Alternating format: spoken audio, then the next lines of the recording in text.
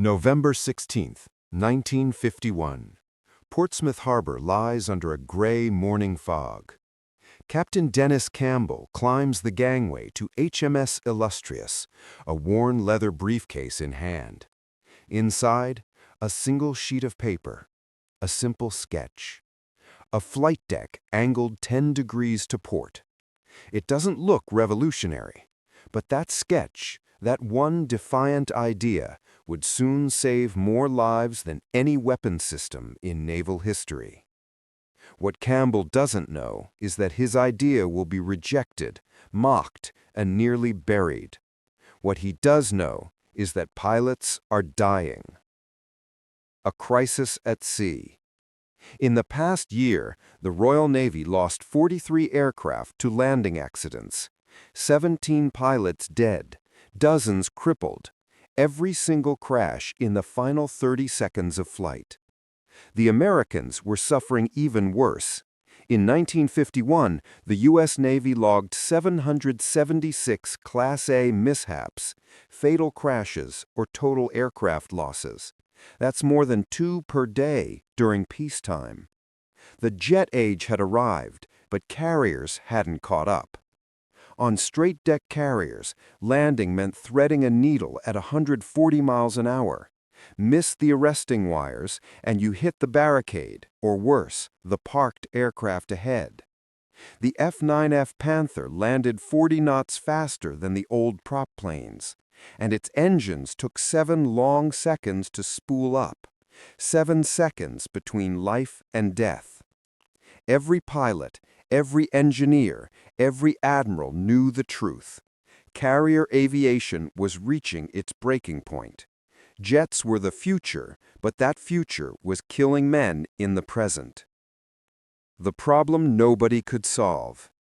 It started in 1945 when Lieutenant Commander William Roan made the first jet landing aboard USS Wake Island. His FR-1 Fireball touched down at 90 knots, 20 faster than any prop plane. The landing worked. The warning was ignored. By 1950, every Navy faced the same crisis. Jets flew too fast, responded too slow. Propeller aircraft could cut throttle and drop neatly onto the deck. Jets had to stay power on, maintaining thrust until touchdown, because their engines couldn't recover if they sank too low. That meant when a jet missed the wires, there was no time to go around. Only 2 outcomes: hit the barricade or hit the aircraft ahead. Every Navy tried to fix it. The British tested a rubberized flex deck. The Americans built stronger barriers, like the $3.2 million Davis system, capable of stopping a 25,000-pound jet at full throttle. When it worked, it was impressive. When it failed, it was catastrophic. The man who refused to accept it. Captain Dennis Royal Farson Campbell wasn't supposed to change history. He was a bureaucrat, a career officer turned liaison at the Ministry of Supply. No engineering degree, no design authority, just paperwork. But he couldn't ignore dead pilots. In 1951, he attended the funeral of Lieutenant Mick Lithgow, a test pilot who died after missing the wires on HMS Implacable. Perfect approach, perfect speed, 6 feet too far. The barricade failed, his jet disintegrated. His wife was 5 months pregnant. Campbell stood at the graveside and said quietly to his deputy, "We're murdering them with our own equipment. There has to be another way." And he meant it. He started reading accident reports, interviewing landing officers, sketching ideas on paper. On a train from Portsmouth to London, the breakthrough came. If you can't make the deck longer, make it wider. If you can't make it wider, angle it. An angled deck, 10 degrees to port. A missed landing wouldn't mean a crash, just open air and a second chance. The meeting that changed everything. August 7, 1951. Campbell walks into a meeting at the Ministry of Supply. Around the table, senior admirals, engineers, bureaucrats. He shows them his sketch. The room erupts. That's illegal. You can't land across the ship's motion.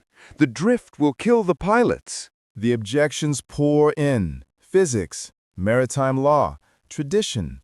Then one man speaks up, Louis Boddington, chief engineer at Farnborough. He says, "Show me the math." Nobody can. So Boddington makes a proposal. We paint an angled landing line on HMS Triumph and test it. If it works, we save lives. If it fails, we stop. The tests begin in September 1951. For 3 weeks, pilots make touch-and-go landings on a painted angled deck. No accidents, no drift. Instead, freedom. One pilot, Lieutenant Peter Chilton, writes, "I floated past the wires, and for the first time in my career, I wasn't terrified. I just throttled up and went around. I felt like I'd been given my life back." The concept works. Now they have to convince the Americans. Convincing the U.S. Navy. September 14, 1951. Patuxent River Naval Air Test Center, Maryland. Royal Navy test pilot Eric Winkle Brown stands before 40 skeptical American aviators. How many of you have hit the barricade? 15 hands rise. How many of you know someone who died hitting it? Every hand goes up. Brown pins Campbell's diagram to the wall. An angled deck 8 degrees to port. The room explodes in disbelief. You want us to land sideways? That violates every principle we have. Brown waits. Then he says quietly, "When you miss the wires on an angled deck, you don't die. You just go around." Silence. Rear Admiral Apollo Susick, head of U.S. Naval Aviation in London, supports the test. Admiral Alfred Pride resists until Susick ends the argument. "We will test it. If it fails, we bury it. If it works, we stop killing pilots." And so the U.S. Navy paints its own angled deck on USS Midway. The results? Identical. Within 90 days, the first true angled deck carrier is authorized, USS Antietam. The first real landing. January 12, 1953. Off the coast of Cuba. Lieutenant Commander Harold Buell brings his F9F Panther around USS Antietam. He's made 43 carrier landings before, all on straight decks. This is the first with an angled deck. He lines up, calls the ball. Perfect approach until a gust lifts him high. He'll miss the wires. On a straight deck, this means impact. Here, it means a second chance. He throttles up, misses all 4 wires, and flies away clean. His next approach, perfect catch. "For the first time in my career," he later wrote, "I wasn't afraid of dying on every approach." Over the next 60 days, Carrier A Group 8 makes 1,327 landings on Antietam's angled deck. 0 crashes, 0 fatalities. The numbers don't lie. Before angled decks, U.S. carrier aviation averaged 647 Class A mishaps per year. Landing accidents made up more than half.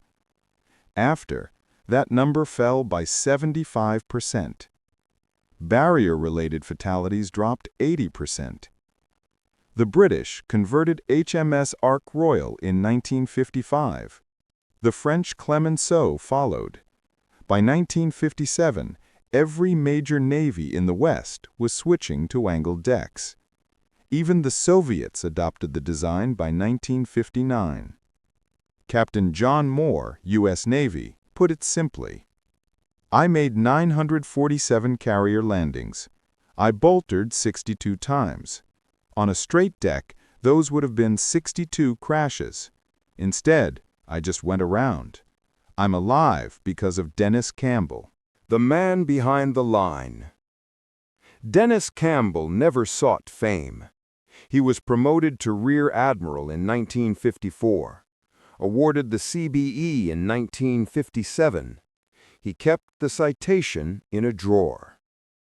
When invited to the commissioning of USS Forrestal, the first American supercarrier built with an angled deck, he declined.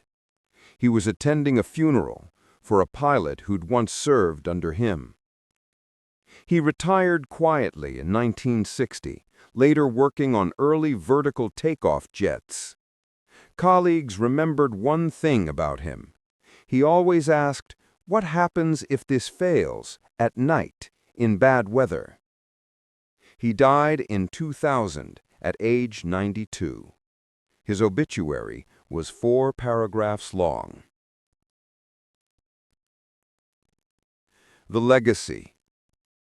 Today, every carrier in the world, American, British, French, Indian, Chinese, Russian, uses an angled deck. 15,000 carrier landings a year, hundreds of bolters, and 0 barrier crashes. Over 70 years, tens of thousands of lives saved. One U.S. Marine pilot wrote to Campbell's family, "I made 147 carrier landings. I boltered 42 times.